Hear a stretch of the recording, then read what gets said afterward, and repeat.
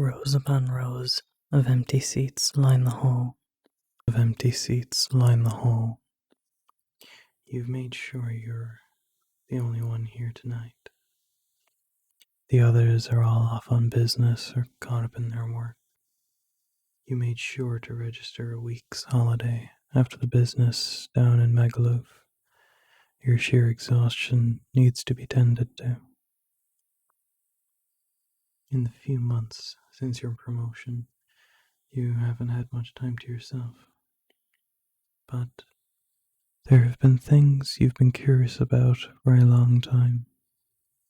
Things beyond your particular remit. You made a requisition request for a file stuck in a filing cabinet in one of the more obscure parts of Site-01. It's pretty clear that it's something most people would like to forget.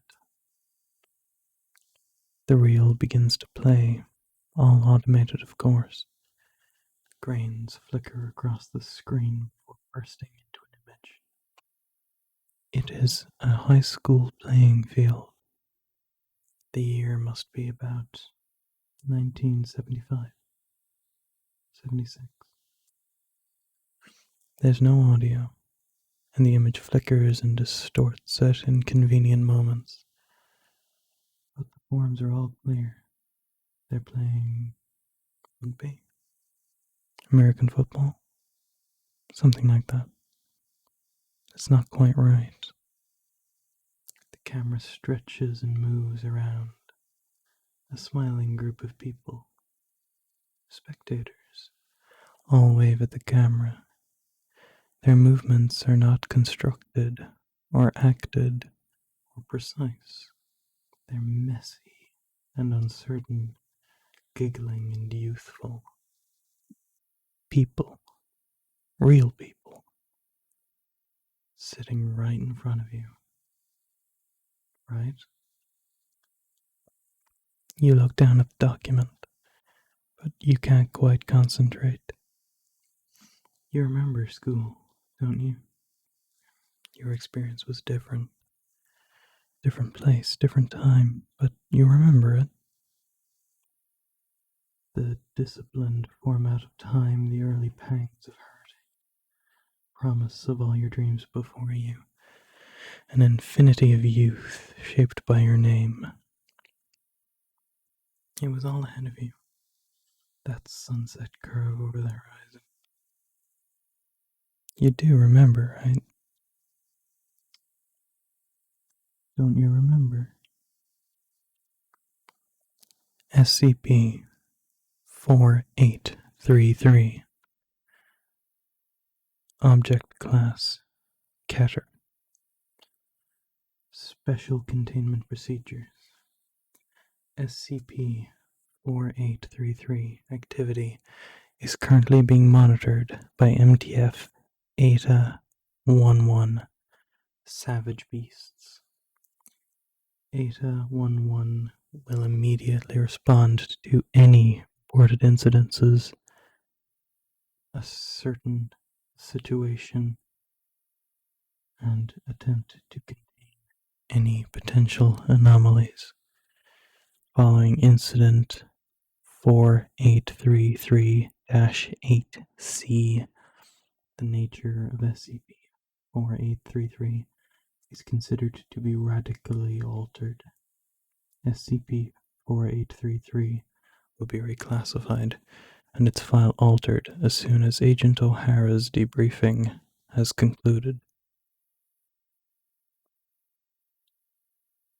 SCP-4833 is an organized group of reality benders, ordinarily going by the name Syncope Symphony. SCP-4833 is believed to contain between 10 and 29 individuals, all of whom exhibit similar abilities and properties. Beginning in the late 1940s, the group's primary activity has been experimentation on youths between 15 and 18 in age, with the intention of anomalously altering them for unknown purposes. SCP-4833 was once a significant player in anomalous affairs, being particularly feared within the anomalous underworld with kidnap and forcible alteration of numerous individuals since the late 1940s. However, their presence has significantly decreased in recent years. Beyond this, very little is known of SCP-4833's official purpose, modus operandi, or fundamental nature. They've only been encountered indirectly by Foundation agents through events SCP-4833 has orchestrated. Testimonies from several survivors indicate that SCP-4833's ultimate goal is the institution of a state of harmony. What this entails is unknown. SCP-4833's anomalous properties seem to center around memory and music. In most of the forms in which the Foundation have encountered them, they appear either as a performing orchestra or as a musical supply shop. Sightings of SCP-4833 members invariably mention that they are masked. However, due to the amnestic effects all such individuals have suffered, any further details are unclear. SCP-4833 was first brought to the Foundation's attention in the mid-1970s. A dedicated Foundation task force was established shortly after, with the express purpose of investigating and tracking down SCP-4833. Although this task force has not succeeded in tracking down any member of SCP-4833 to date, they have provided a great deal of information which has aided in containing SCP-4833 activity on a wider scale. Timeline of SCP-4833. In 1947, they were believed to be the beginning of SCP-4833's activities. Subjects began to be kidnapped worldwide, with a particular concentration in the vicinity of Yellowstone National Park. 1964. First mass experimentation takes place in Boise, Idaho. Due to the pressure from GOC and various other organizations, SCP-4833 is believed to have relocated its primary base of operations to Redacted. SCP-4833 in 1969 opens a musical supply shop known as Syncope Symphony in the town of Redacted. No anomalous activity initially was present.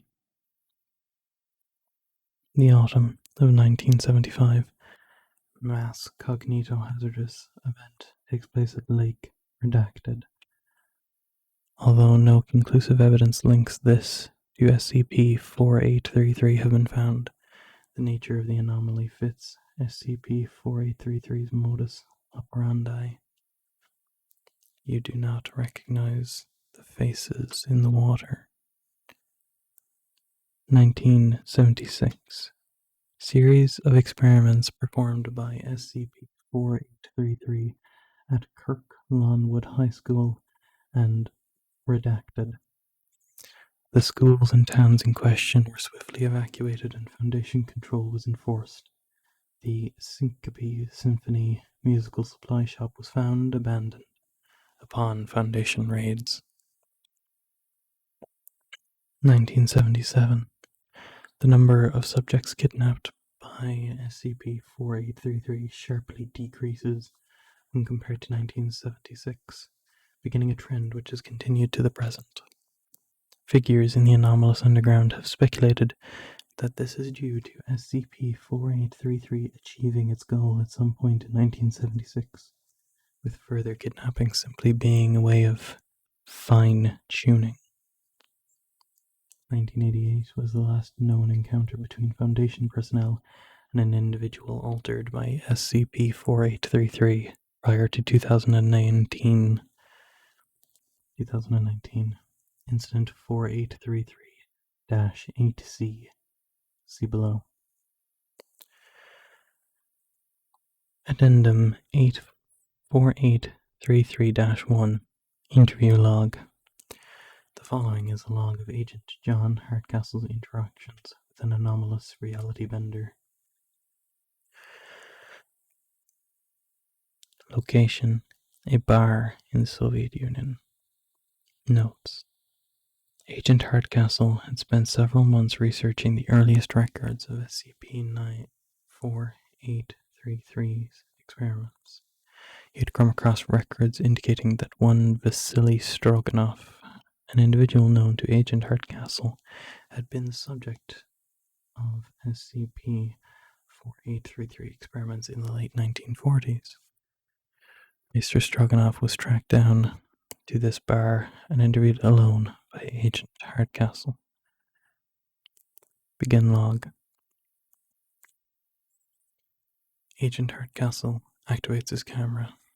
He is in a wide, deserted alleyway. It is snowing heavily. A sign can be seen saying tavern. He moves towards the doorway and enters.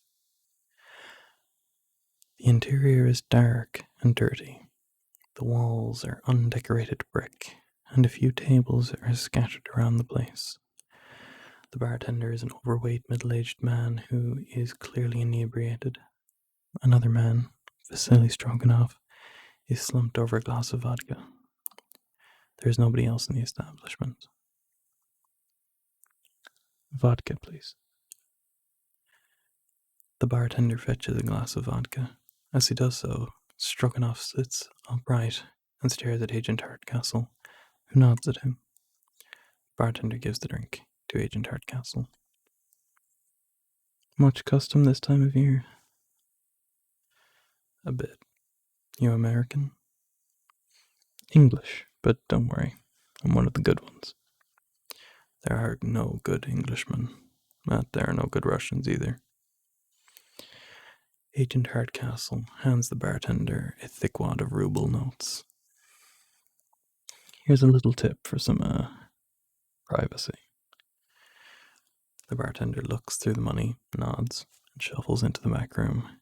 Agent Hardcastle pulls up a street next to Stroganov. Shit. Hello, Vasily. It's been a while, hasn't it? Please, just leave me. You promised to leave me alone. After Buddha, after I saved... Yeah. I'm sorry, Vasily, I really am. I didn't want to be here, but there's something bigger than you or I going on. I'm an old man, John. I can't help you.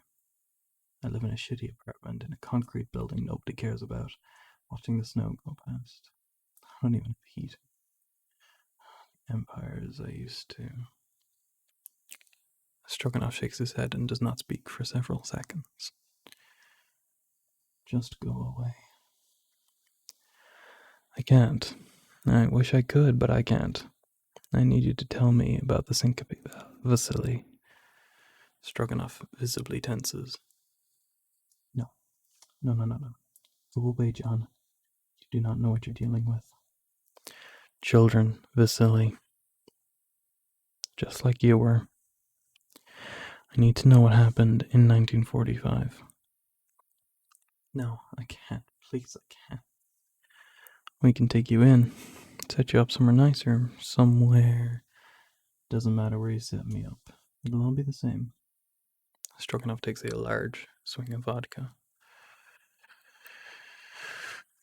Have you been here long? What do you think of the city? That's not... It's fine, I guess. Same as any other Soviet city I've been in. Big, filled with concrete. Another cold and obscure Russian town. This town doesn't feel obscure to its residents. It's the biggest city for hundreds of miles. But a man from the west. A man looking at the map of the world, it seems like the farthest outpost for civilization. Everything you think anchors you is just a minute island washing through an endless sea. There's always another design, bigger than the last. That's what they told me, and they'll find me, John. I can't tell you anything. You've already helped me, Vasily. They believe in a big design, bigger than the last. That's enough. Come on, we can keep you comfortable, safe. So you can tell me about what those powers that are you never wanted to reveal to me. It's not like the old days. We're kinder now, gentler. This place will be obscure too. This place, this time. That footage on your camera. 1980s. Oh, people look good. A glorious decade. For some, for others, it'll be remembered as a dark place. Cold and full of uncertainty, like wading through a lake at night. You do not recognize the faces in the lake. All the more reason to improve the world then. And we can start with Syncope. But they're barely even a player anymore, don't you know that? Hardly anyone's taken in the last few years. They found what they're looking for. Can't you just leave them alone? Can't you all leave us well alone? Let me John. Let me forget what miserable waste I've been. I don't want to come back. They're taking children, Vasily. I don't care. Agent Hardcastle sighs heavily. Then I'll have to take you in by force. Stroganoff stares at Agent Hardcastle for several seconds. Who was Marcy, John? Agent Hardcastle moves back sharply. I don't know what you mean. Stop it. Marcy Green, a village girl who would dance on the moors. Practicing for a life you both knew she'd never have. You'd sneak out of boarding school to watch her. I don't. Please. Your first kiss. You talked of running away together, but your parents found out, and you were taken away. You were 17, the last summer of your life. I said I'd wait. But you didn't. You went off. She probably did too, but I can't see that much. Marcy in your head is just a shadow, a shade, a frail copy that only tells a fraction of the story in the original. Why don't you go back, John? I'm sorry. Go back to the fields. Go back. I'm sorry, John, I'm sorry. Agent Hardcastle collapses, gibbering for several seconds before dying. Stroganoff stares into space, mutely crying for several seconds. My head. I'll never get out of my head. They wanted too badly, don't you see? Don't you know what you did? Stroganoff shakes his head and screws his eyes closed. The feed flickers and cuts out. End log. You remember Hardcastle. He had been at Site 90 when you just started out at the Foundation back in the late 80s. He'd been a mentor to you, fresh from your doctorate and hungry for knowledge. A few months later, he disappeared. Transferred, you'd been told. Now he barely exists at all. Not many people have to remember him, and they'll all be dead soon. This document immortalizes him, but only as a description of a recording. An abstraction of abstraction. You light up a cigarette and watch the old footage. The cameraman is at home now. His mother's clothes were old-fashioned even for the time period. She looks like a faded 50s housewife, smiling a perfect smile at the camera. Her anachronism is flawed, though, and little bits of the contemporary starting to sneak in. The Father smiles. Short-sleeved shirt, old-fashioned watch, beer can, and sunglasses. A man who never thinks he's out of place and always is. You know these people. They're the same as any thousands of parents who live today, but their past placement still changes them, it alters them. They're not the same. They're too natural to be from back then. You must have been what, 13? 14? Back in 1976? It's becoming a lost time even to you. You only remember flashes. A woman smiling, a father laughing. A person you fell in love with. Teachers with strange faces. Grains on old camera footage. Black and white. Color TV. Shadows of shadows. You return to the file.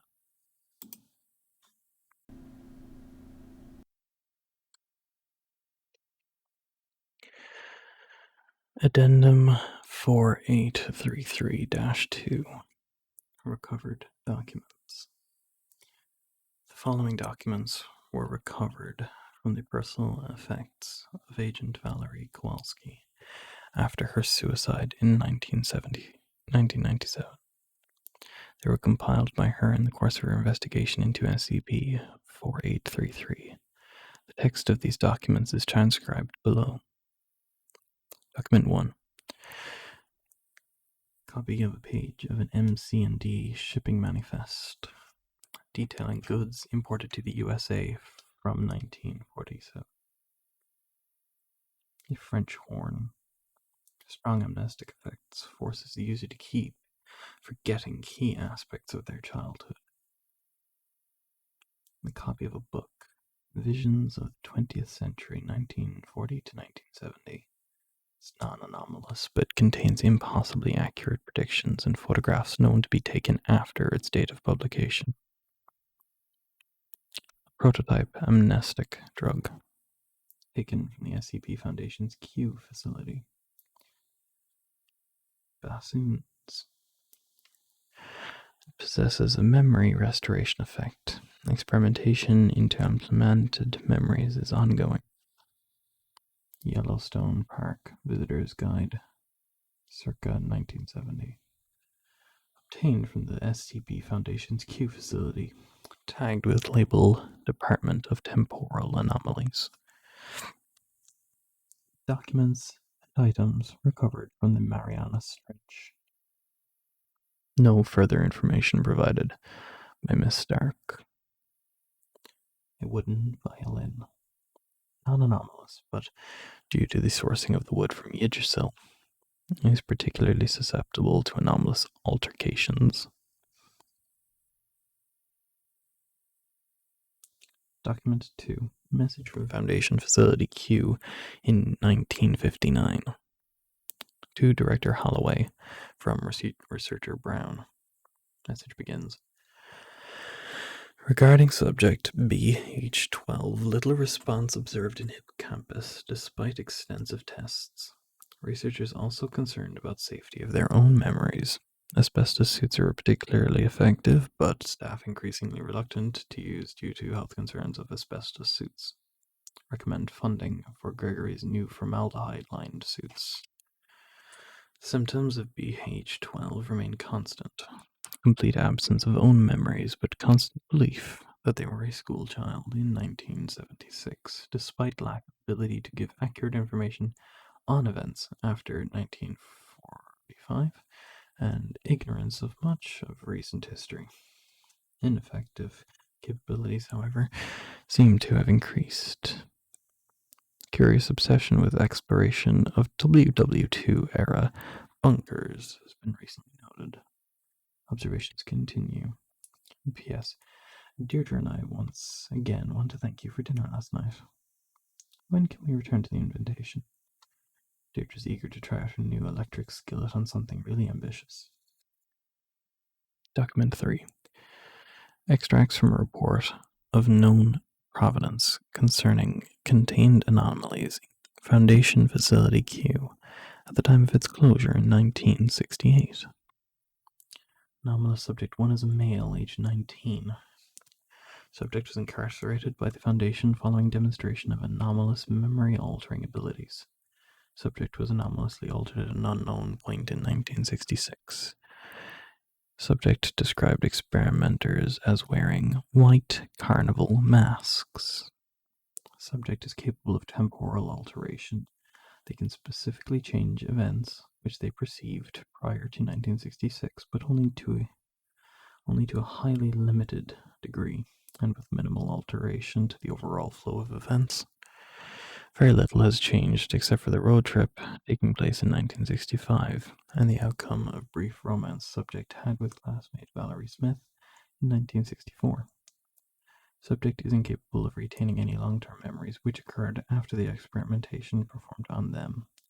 They believe the year is still 1966 and often believe they are still being experimented on. Recommended transfer to Site 107 for experimentation by the Department of Temporal Anomalies.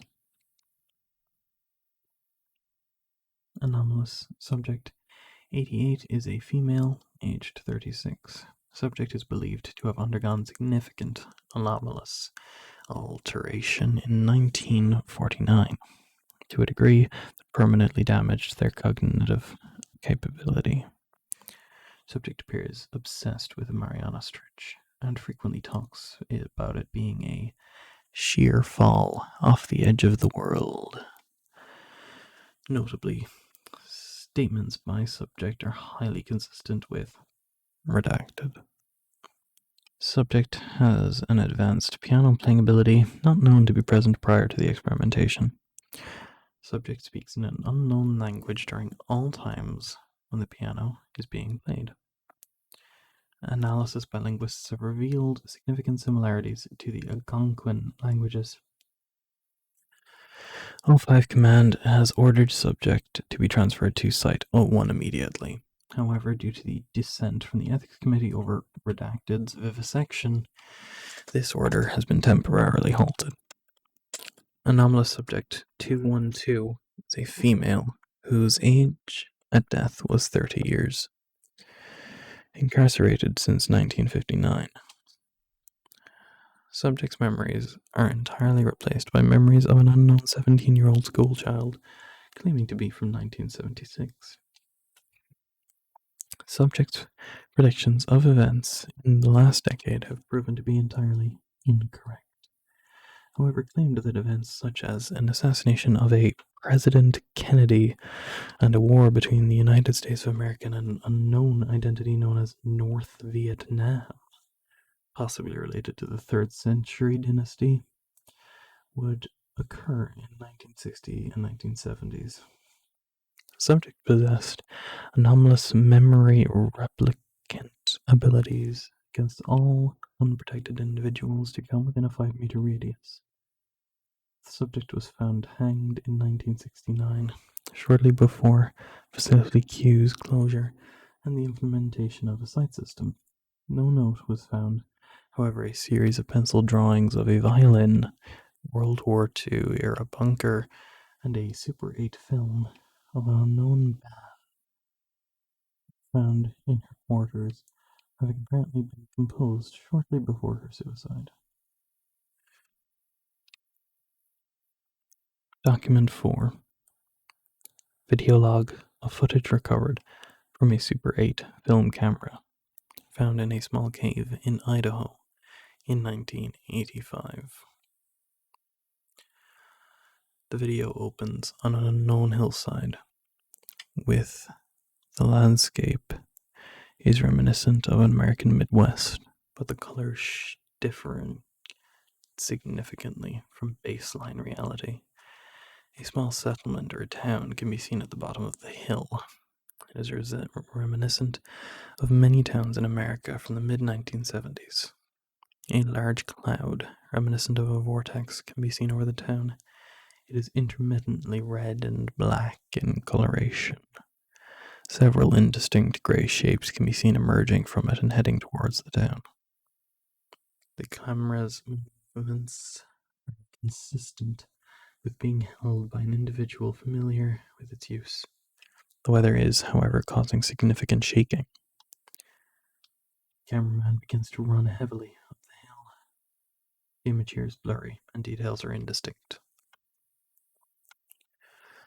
The cameraman briefly drops the camera. While picking it up, he is briefly visible. White male in his mid-teens with a violin case strapped to his back. Beyond a long hairstyle typical of the 1970s, no other details are clearly visible. The cameraman begins to run again. After a couple of minutes, he comes across a cave. A light can be seen shining from within. The cameraman enters the cave. A thin, rose-tinted film can be seen stretched across the center of the cave. Crude graffiti which reads, "Safe House," can be seen on the far side of the cave beyond the film. The cameraman lets the camera fall to its side and walks forward slowly towards the film. He switches the camera off shortly before entry. The video opens onto an image of the cameraman, now severely emaciated. He is talking to the camera, but due to localized image distortion, it is not clear what he is saying. His speech becomes increasingly desperate before he turns off the camera. The coloration of the environment is now correct. The video opens onto the hillside, as seen from the cave entrance. The jolts to the camera seem now to show the cameraman limping.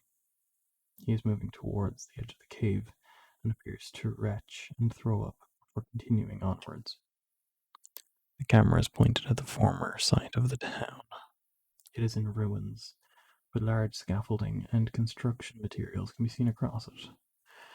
Thousands of indistinct but apparently identical humanoids can be seen engaged in construction work. Nobody else is visible. All are wearing identical orange jumpsuits.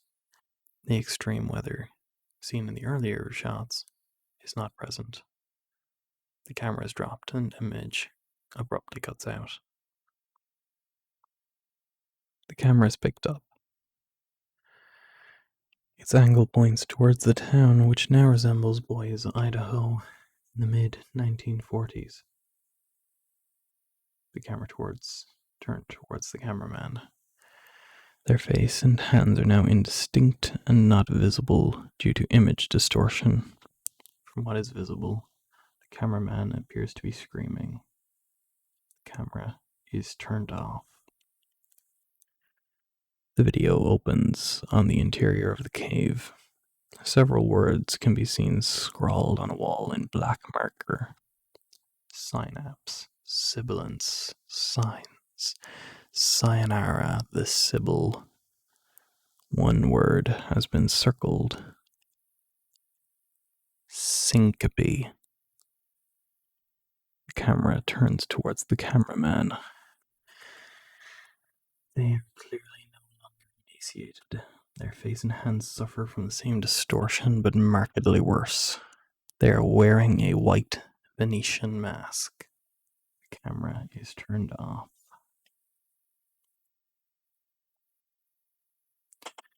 There is a place nobody talks about.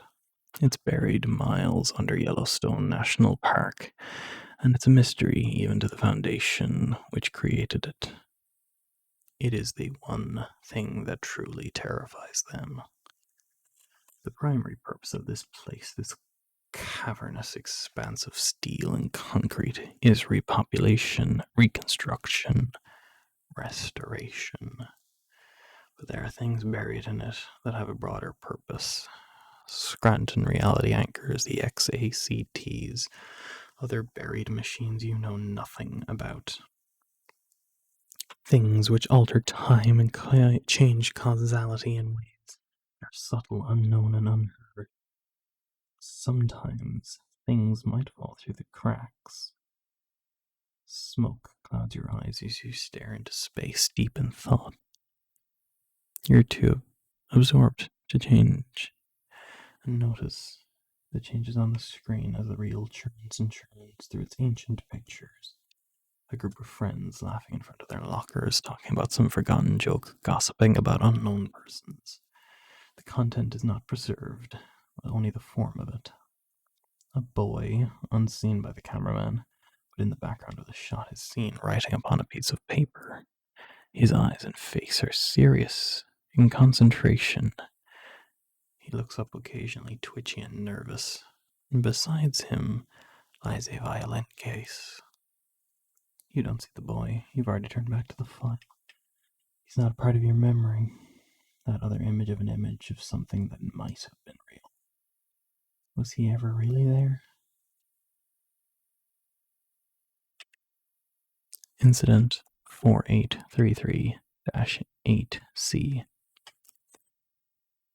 2019, a hostile takeover of the abandoned auditorium at Redacted was initiated by the Syncope Symphony.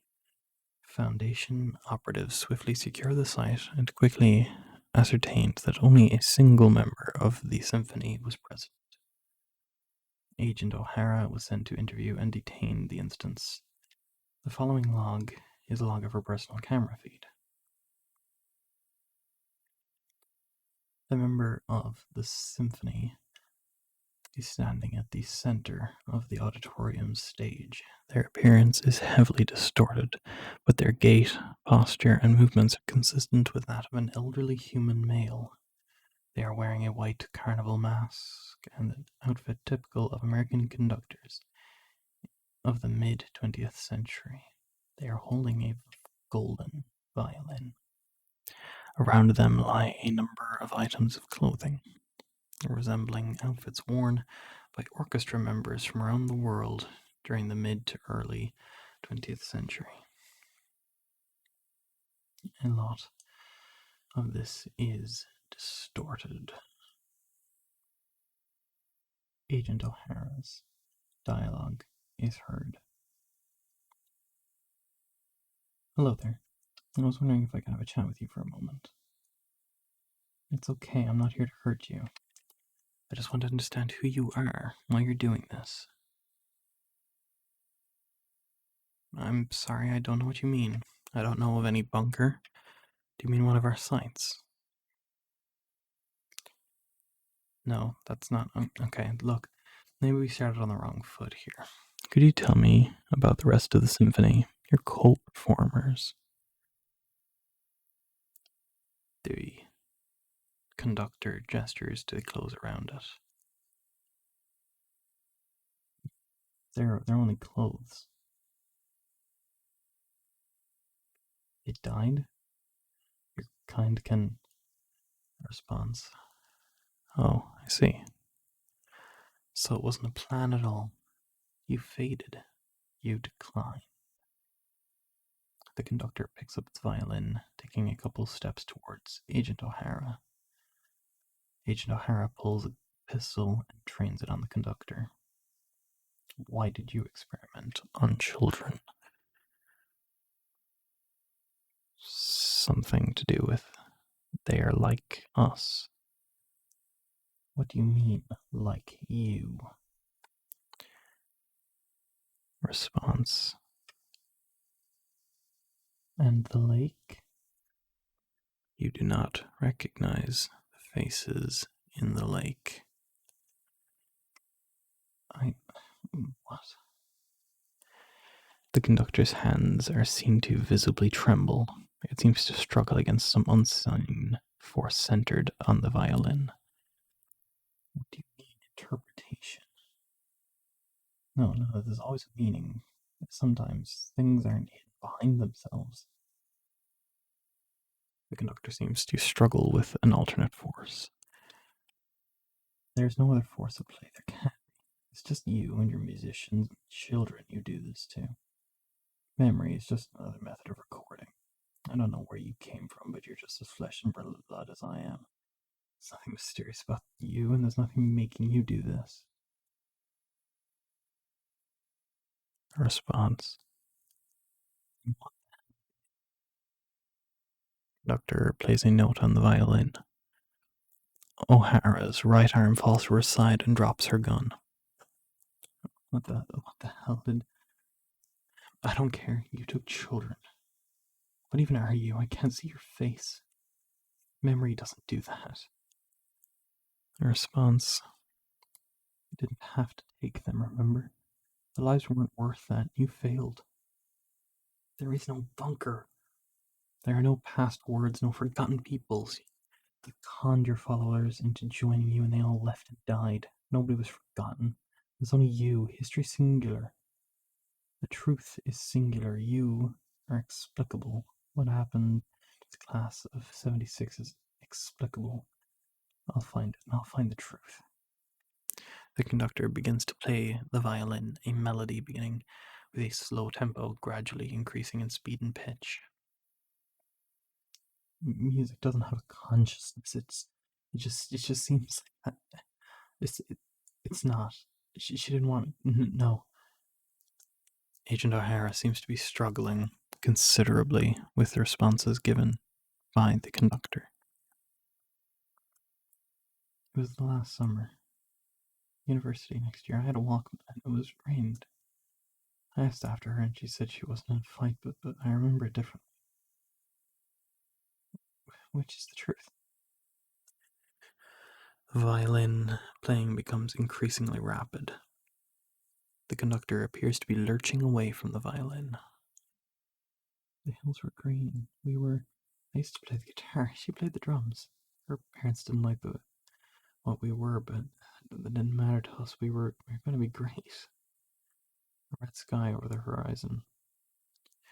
The conductor, now playing at a speed and complexity impossible in humans. With a great wrench, they detach themselves from the violin, collapsing on the floor. The violin hovers in the air, continuing to play. What are we? Who are we? Don't you remember? The conductor is now clutching its head and makes a distorted sound, believed to be a scream. The violin continues to play at impossible speeds. Don't you remember? Several figures can be seen to appear around the edges of the concert hall. They all possess heavily disfigured faces and are all facing Agent O'Hara. The camera feed cuts out. Shortly following this, backup was able to gain entry to the auditorium. The conductor, the clothing, the violin, and the disfigured humanoids had disappeared, and only Agent O'Hara was found, fully conscious. Upon debriefing, she claimed to have no recollection of anyone or anything being present in the auditorium.